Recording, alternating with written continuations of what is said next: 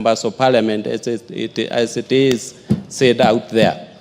This money belongs to Kenyans, and we must do whatever it takes to serve our people and avail resources that are appropriated by this House. Honorable Speaker, I urge members to be patient and engage the Cabinet Secretary when he comes here. So, honorable members, thank you. I will direct the clerk to invite the CS for roads and transport to be here tomorrow in the afternoon. We will start with him for 30 minutes only before we have the Prime Cabinet Secretary to answer to several issues, including the very contentious issues you have been raising here about hardship areas and their designations and the allowances that go with it. So tomorrow, those who have been agitating about order, Honorable Anjala, of late you have been behaving so well.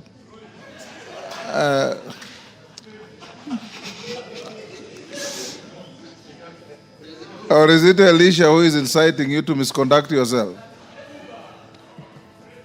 Those members who have been raising issues about designation and classification of hardship areas, tomorrow the Prime Cabinet Secretary will be here to respond to that issue. And I expect him to tell the House and the country more about policy than enclaves of hardship, so that we get to know what it means to be a hardship area and what goes with it and who deserves it. So tomorrow afternoon, we will start with Honorable CS for Transport and Roads on the singular issue of RMLF. Don't stray in with other issues. Then we go to the PCS. So GK, be here to support the minister to whom your committee oversights tomorrow. Thank you. Bashir?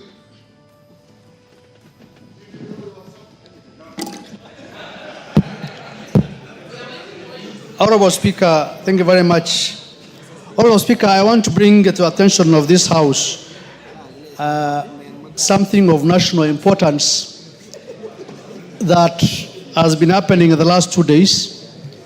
And this is a matter that has been aired on our media stations and televisions called Bloodbath Parliament.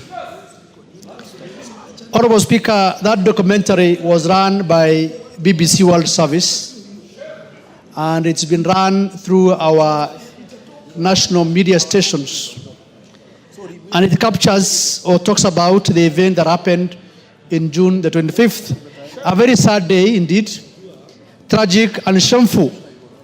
Tragic in the sense that we lost lives of our fellow Kenyans. Shameful in the sense that democracy of the parliament was about to be infringed. And nevertheless, it has come at this time, a time that we have really moved on. We spoke about that issue in this House, discussed it, sympathized, mourned our fellow Kenyans who passed on during that day. However, it has come at this time again. As much as we agree that our fellow Kenyans lost their lives, unfortunately, but we also moved on to ensure that we reconcile the country as we move on. BBC World Service has attended to this matter in a way that also looked at the Kenyan society or African society as something that discriminatory, sort of, if I may say so. Honorable Speaker, it looked like our media stations also picked it up without questioning how BBC World Service aired the story. It happens world over. People are killed, our people are killed. We sympathize, we moved on. Even world over. Remember, there was the same issue or similar in Capitol Hill. BBC World Service never took the opportunity to say something. It happened in London, they never said it. It happened in many Western nations, they never said it. Above all, there's the killing of women and children in Gaza, and BBC World Service never speak about it. Unfortunately, where 50,000 have been killed so far, especially women and children by a country. They never cover those things. So I think the timing of that report, and it comes at a time when IPOA and other executive agencies are doing an investigation, and they never shared that with them. Let us not subjugate or discriminate against our own agencies that we think are doing their jobs. It's a matter of us saying, let us ensure that they have capacity to do their job. But let us not clap hands for foreigners who always come and say, this is wrong, what you're doing. Pointing fingers at whatever we do. BBC is a world-renowned station, media station. They have never talked about the genocide that is happening in Gaza, and yet it's a world service. But they want to incite at this time. So, Honorable Speaker, I think why I'm raising this point, because the title itself talks about bloodbath parliament. They should have talked about the protests that happened that day in Kenya or Nairobi, but they chose to use the term bloodbath parliament. That is to also see parliament in a very bad light. This doesn't mean that we don't sympathize with our Kenyans who have been killed. We did here. We mourned them. We empathized with them. We sympathized with them. But the timings of this report by BBC World is unfortunate. And it touches on lack of patriotism also on our part, trying to showcase things done by a foreign media. I want to take on BBC World. Please go to Gaza and report also what is happening in Gaza as well. Honorable Speaker, I wanted to bring that to attention of the House so that they are also aware that this is a national matter that is happening in our soil. Thank you very much, Honorable Speaker. Yes, KJ.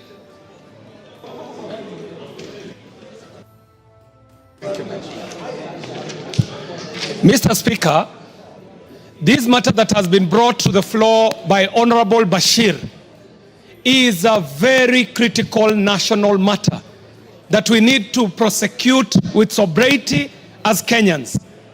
Mr. Speaker, there is no member who would rise on the floor of this House to support atrocities by any uniformed officer against our citizens.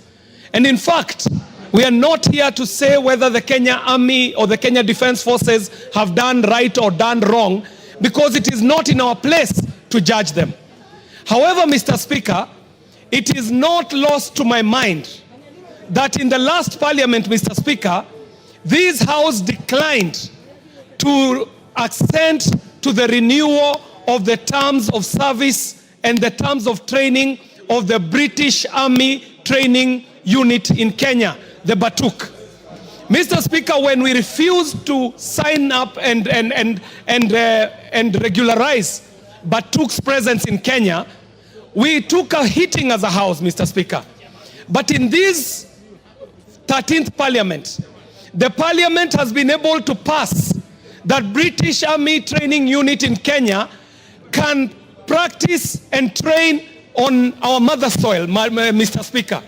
However, that was not without a rider. This House put a rider, and the rider was serious, Mr. Speaker. The rider was saying that there is no way that a British officer can end up committing a crime in Kenya and not tried in Kenya. Mr. Speaker, the British Army Training Unit is known to have killed our people. They are known to have raped our women. They are known to have maimed our people. Mr. Speaker, they are also known for serious environmental degradation. And we understand, Mr. Speaker, even in media, that the BBC is funded by taxpayers' money in Britain, meaning that BBC is funded to push the foreign agenda of the British people internationally, Mr. Speaker. And so we must know, is BBC speaking as a mouthpiece of the government and the people of Britain? Or what is it that the BBC is doing? Could it be an attempt to untwist this country so that they can rescind on the rider that we put on their training of the Batuk units in Kenya, Mr. Speaker, and perpetuate a history of extractive economy, oppressive economy, and exploitative economy in a very unfair trade balance between Kenya and the UK. Mr. Speaker, even as we debate this matter, it is not lost to us that yes, there were unfavorable events that took place in the time and the lead up to the finance bill. But Mr. Speaker, that is not what we are debating. We would like to know for a fact whether what BBC is hearing is connected to the riders that this House put on the training of the British Army training units in Kenya, where we were requiring that any officer of the British Army, if they are found here in Kenya to have killed, to have maimed, to have raped, they should be tried here in the mother soil, as it would happen even for a Kenyan if they were found guilty of a criminal offense in the UK. So that, Mr. Speaker, the issues are clear for Kenyans, because we know there are many issues that have happened in the UK, very many issues that have happened elsewhere, but they did not get the media presence that we are seeing being put on this issue of the Kenyan Defense Forces. And I dare say, Mr. Speaker, that I do not speak this in defense of the Kenya Defense Forces. I speak this to frame the issues, so that even as we are talking about this issue, we know that there could be an interest that is an ulterior interest being pushed with these media reports, because I know as a media practitioner, there is never a news item that appears on a prominent media station that is an orphan. Any media item that comes up on a media station has its own father and it has its own mothers. I thank you very much, Mr. Speaker, and let us look at the agreement that we put down for the British Army to be able to train in Kenya and on Kenyan soil, and the exploitation of our environment, the depletion of our environment, and the cases that we know of human rights abuses that are conducted by the British Army on Kenyan soils. The killing, the maiming, and the raping will not go unnoticed, and we will not keep quiet about this issue. Thank you very much, Mr. Speaker.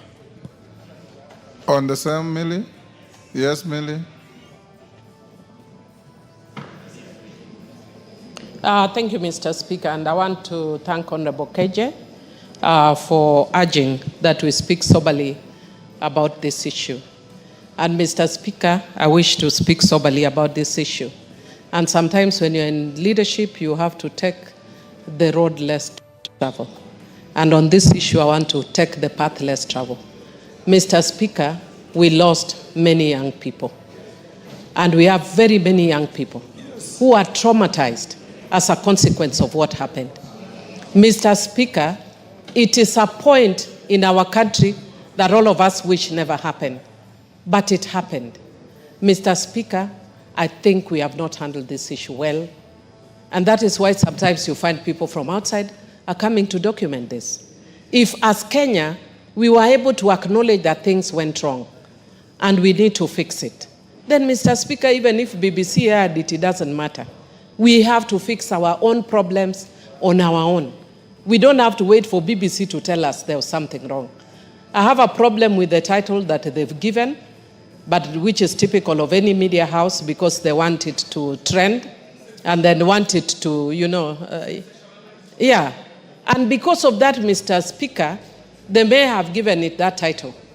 But Mr. Speaker, we have not yet dealt with some of the issues. We have dealt with some, but one of the issues we have not dealt with is the trauma.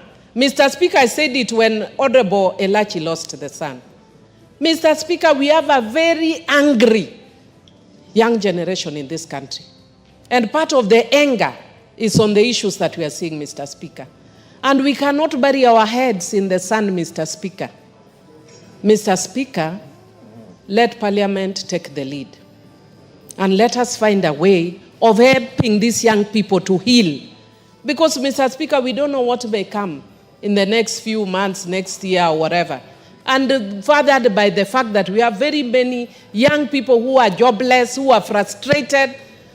And if these people, I don't know what their intention is. Their intention could be fuel more harm and whatever. I don't know what their intention is. But from the young people that have spoken, it has actually created more anger. We are taking them back to the path that they would rather not walk again. But they are walking it. And we don't know at what point somebody else will fuel it again. You can't stop the media. Somebody else will fuel that anger again.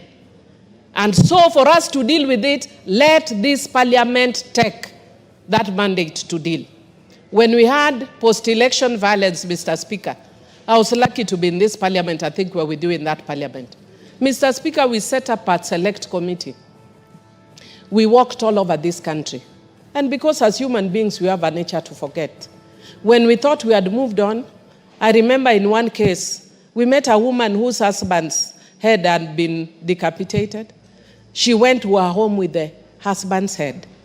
And we were dealing with people who are angry, people who are depressed. And going there, Mr. Speaker, I remember to date when I was speaking in Parliament, I broke down and cried. Not because of me, but because of what we had. And we think we are moving on, but there are many young people who have not necessarily moved on. Mr. Speaker, personally, I would appeal. And I don't want to sit in that committee. But I would appeal that we set up a select committee to deal with this issue that stemmed not necessarily the finance bill, but the after effect of that finance bill. Mr. Speaker, I humbly agree that we deal with this soberly, and I'd want to discourage us from going through a process which we think may be politically correct, but does not necessarily move us forward as a country. Thank you, Mr. Speaker. Beatrice Kamei, ask your request for your statement.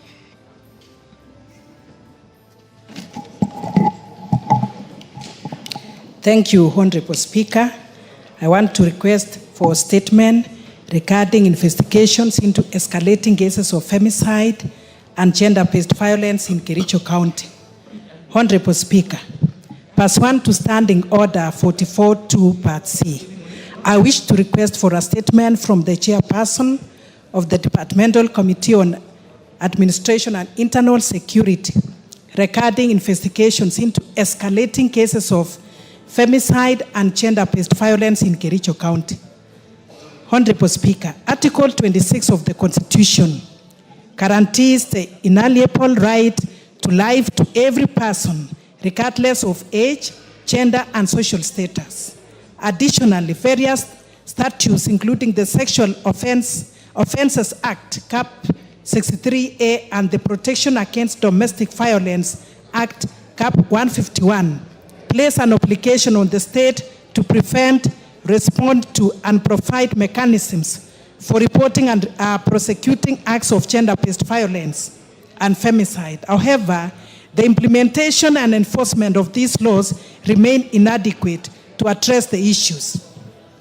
Between July and September 2024, there were 62 reported cases of gender-based violence and femicide in Kericho County. On 14th April 2025, MS Mercy Chelangat, a 27-year-old mother of two from Kapkwen village in Kipkelion West, was allegedly stabbed by her husband during a family reconciliation meeting, an attack which occurred in the presence of other family members. MS Chelangat is currently recovering at the Kericho County Referral Hospital, along with two other family members who were allegedly injured during the incident. On 17th April 2025, barely 3 days later, MS Miriam Chelimo, a 25-year-old woman, mother of 2, who was pregnant, was allegedly attacked by her husband at Kilmori Shopping Center at Kitoi Village. She was rushed to St. Vincent Hospital in Moroni, where she succumbed to her injuries. Honorable Speaker, despite the severity of these incidences and the attackers being known, there have been very few arrests and almost no successful prosecutions. The continued absence of justice violates the right to life, equality, and freedom from discrimination as enshrined in the Constitution. Notably, on 14 February 2024, this House adjourned its business under Standing Order 33-1 to address the rising femicide in the country. Additionally, a consultative meeting between the President and the women leaders from across the country culminated in the launch of the Commercia Tuluma campaign in January 2025 to address the rising cases of femicide and GPV in the country. However, femicide continued to escalate, and survivors and families of victims suffer in silence, with perpetrators are not apprehended. Honorable Speaker, it is against this background that I request for a statement from the chairperson of the Departmental Committee on Administration and Internal Security on the following. 1, the current status of investigations into the reported femicide and GPV cases in Kericho County, particularly the attacks on MS Mercy Chelangat and MS Miriam Chelimo. 2, a report on the number of reported femicide and GPV cases between July 2024 and April 2025, including steps being taken by the ministry to ensure all reported cases of femicide and GPV in Kericho County are fully investigated and prosecuted without undue delay, and indicating the reasons for the low rate of arrests and prosecutions in the Kericho County cases. Honorable Speaker, I thank you. Tongoyo.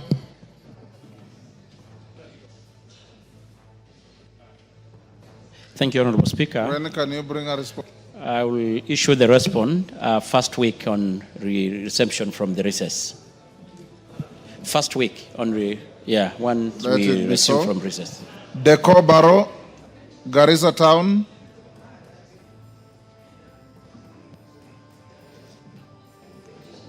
Thank you, Honorable Speaker. Honorable Speaker, pursuant to the provision of Standing Order 44-2C, I wish to request for a statement from the chairperson of the Departmental Committee of Education regarding the status of key projects at Garissa University. Honorable Speaker, Garissa University was first established as a constituent college of Moi University on the 12th August 2011 through a legal notice number 116 under the Moi University Act Cap 210A and the Garissa University College Order 2011, and attained full public university status October 23rd October 2017. In 2015, the institution, then Garissa University College, saw a period of closure following the terror attack, although it has in recent years gradually resumed its activities with a rise in the student enrollment, which now far outstrips the capacity of the existing buildings and infrastructure and utilities. In response to the need for infrastructure for the university, the government, through the Ministry of Education and that of National Treasury, approved a proposal to construct an ultra-modern library complex housing the School of Information and Sciences, a tuition block with an auditorium, a water storage and reticulation system, and administration block. Honorable Speaker, the construction of the ultra-modern library was projected to cost 207,074,948, of which only 39,430,648 has been disbursed. The tuition block was projected to cost 372,800,000, of which only 942,762 has been disbursed. The water storage and reticulation system was projected to cost 26,902,000, of which only 10,468,800 has been disbursed. And the administration block was estimated to cost 518,416,664, of which only 151,200,000 has been disbursed so far. Regrettably, the monies disbursed are not the full amount as allocated in the budget, which has led to the key priority projects stalling. As a result, the students are compelled to attend lectures under trees, which is an indignity that undermines both the quality of the learning and the institution's standing. Honorable Speaker, it is against this background that I request for a statement from the chairperson of the Departmental Committee on Education on the following.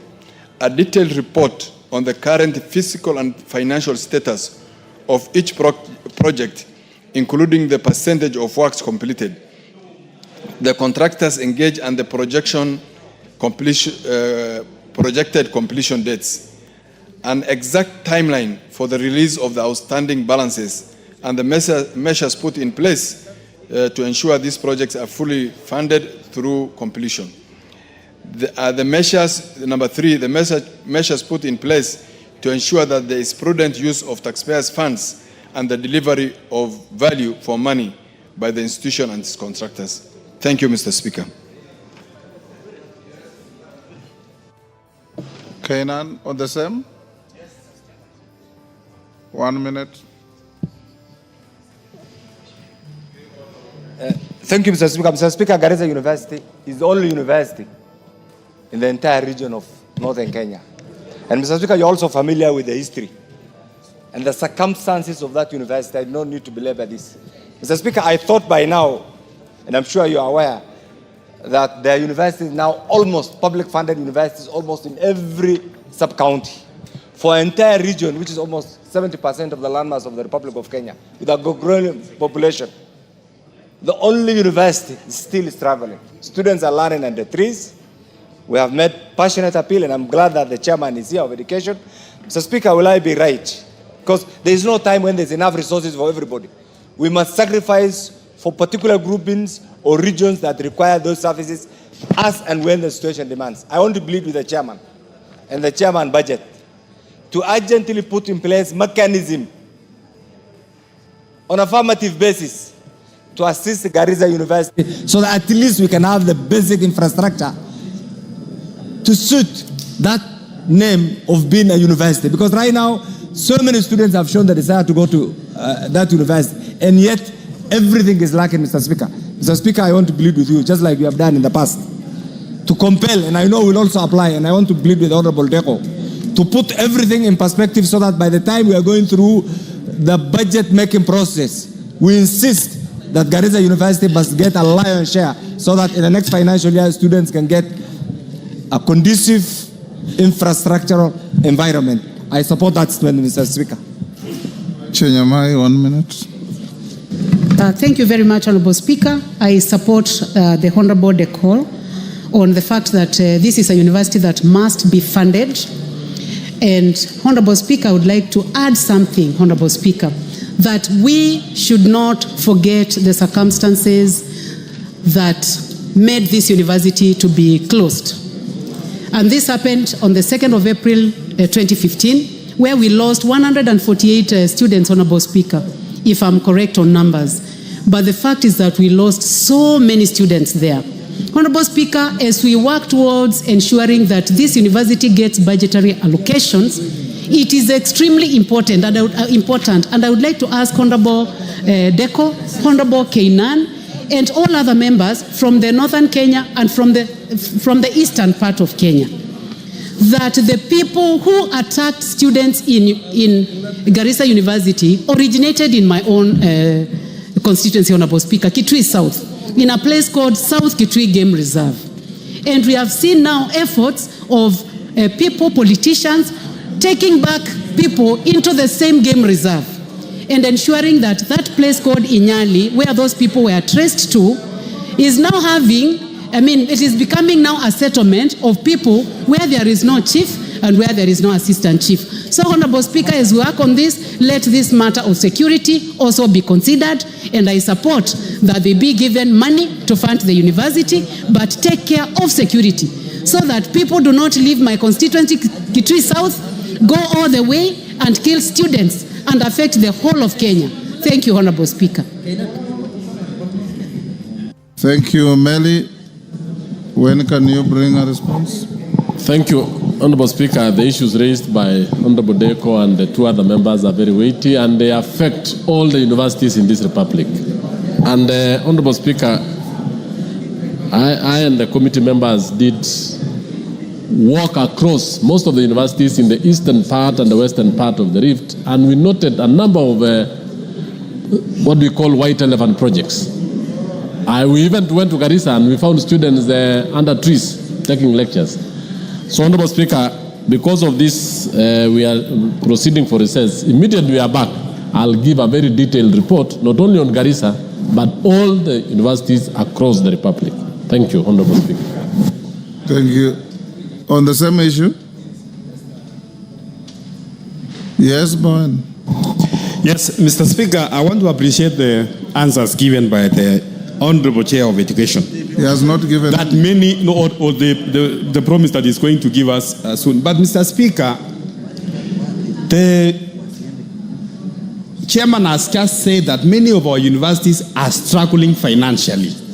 Many of our universities. But again, Mr. Speaker, we are seeing again the same ministry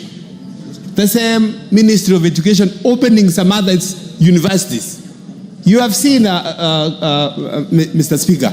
So, even as the chairman looks into the financial constraints in this institution, Mr. Speaker, I think we need to think as a country, do we need some other more universities when these other ones, the strong universities, like Garissa University, more universities, they are going down?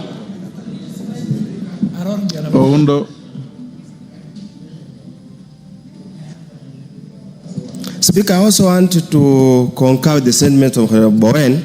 Honorable Speaker, the truth of the matter is that our universities are limping, and the government or the executive has no capacity to fund and sustain these universities. Probably as he comes up with that statement, we need to be very clear on what modalities, what measures are you putting in place to make sure the universities that exist remain afloat, and what measures are you going to put in place to shut down those that cannot remain afloat and have got no capacity to remain afloat. Honorable Speaker, many days, every day you see a university has been opened here, then when you go to the constituencies, they force you, can you go ask for a university? But where I sit, I know it's no longer sustainable to open new universities. We need to be very clear as a country, do we need to continue? And in any case, Honorable Speaker, even if you look at the returns from KUSIPs, you find most students who even qualify to go to university are opting for TVET instead of universities. So it's time now to start to rethink how do we manage our universities. Thank you, Honorable Speaker. Meli, you will do as you have promised. Kainan. Thank you, Honorable Speaker. Pursuant to the provisions of Standing Order 44.2c, I wish to request for a statement from the Chairperson of the Departmental Committee on Energy regarding the extension of the national power grid from Garissa to Wajir and Mandera counties in the northern Kenya region. So it's just the same thing about the university right now. Honorable Speaker, access to electricity is a fundamental driver of socio-economic transformation and a key enabler of development. The residents of this region, Mr. Speaker, have experienced unreliable electricity in the past, and this is clearly documented, which has disrupted critical services, stifled business operations, and limits access to education and healthcare, ultimately hindering economic growth. Mr. Speaker, the extension of the national grid to northern Kenya region is therefore essential to unlocking the region's economic growth and bridging the development gap, particularly, Mr. Speaker, for Wajir and Mandera.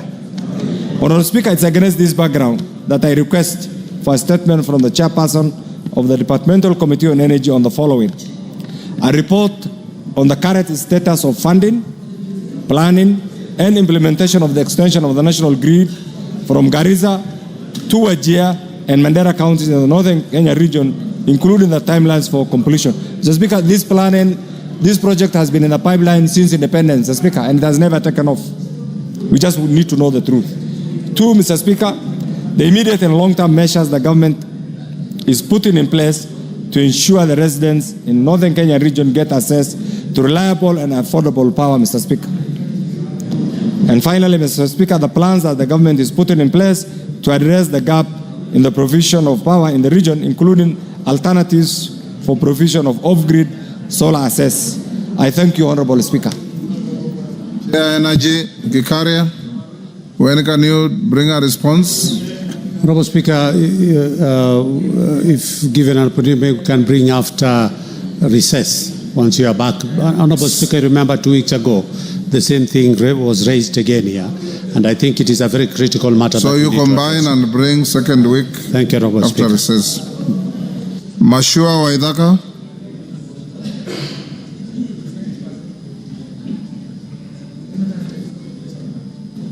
Member for Kiambu County, Kiambu constituency. Kiambu, yes. Thank you, Honorable Speaker.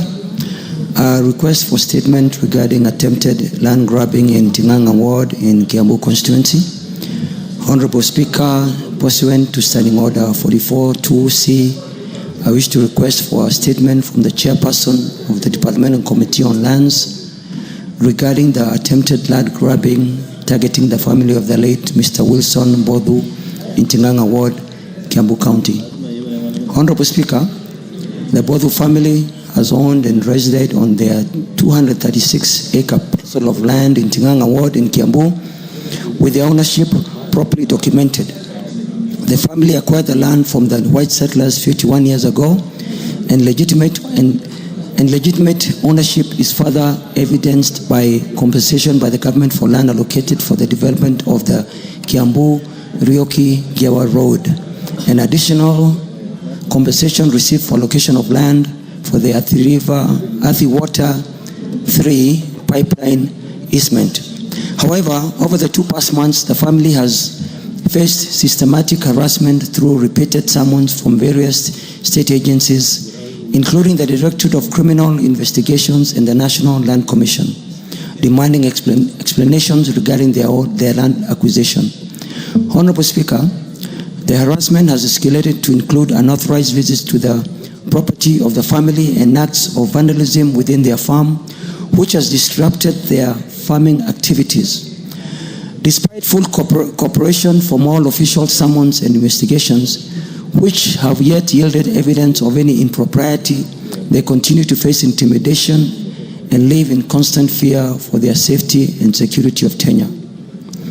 Honorable Speaker, it's against this background that I request for a statement from the chairperson of the Departmental Committee on Land regarding addressing the following. 1. Reasons for the repeated summons issued to the Bodu family by various state agencies, including specific details for any informal investigations being conducted. 2. The actions being taken to investigate and address the repeated incidents of vandalism and authorized access to the family's property. 3. The specific steps being taken by the ministry to protect the legitimate landowners of the Bodu family, given their documented history of ownership and previous official transactions with government agencies. And 4. The measures being implemented to protect legitimate landowners from harassment and intimidation by state officers and those interested parties in Kiambu and in the country. Honorable Speaker, I further wish to state that I read this statement on 2nd December, and on 5th December, the Land Committee invited the PS, Department for Lands, Honorable Nixon Correo, to provide information regarding the matter. And the record was set straight that indeed both the family do indeed own this land.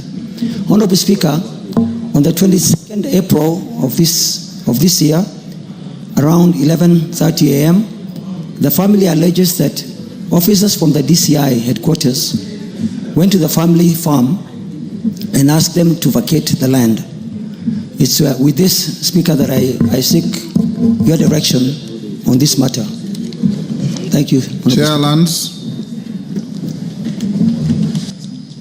Any member of Lands Committee? Rachel Nyamai, can your committee bring a response after the recess? Yes, Honorable Speaker. Second week. I commit to inform the chair so that the response can be brought the second week after opening. Thank you, Speaker. Thank you. Cynthia Muge, she had approached the chair and indicated she was going out to a meeting, so her question can be deferred to tomorrow. Her request rather for statement deferred to tomorrow. Response, no, before that, Julius Olesunguli.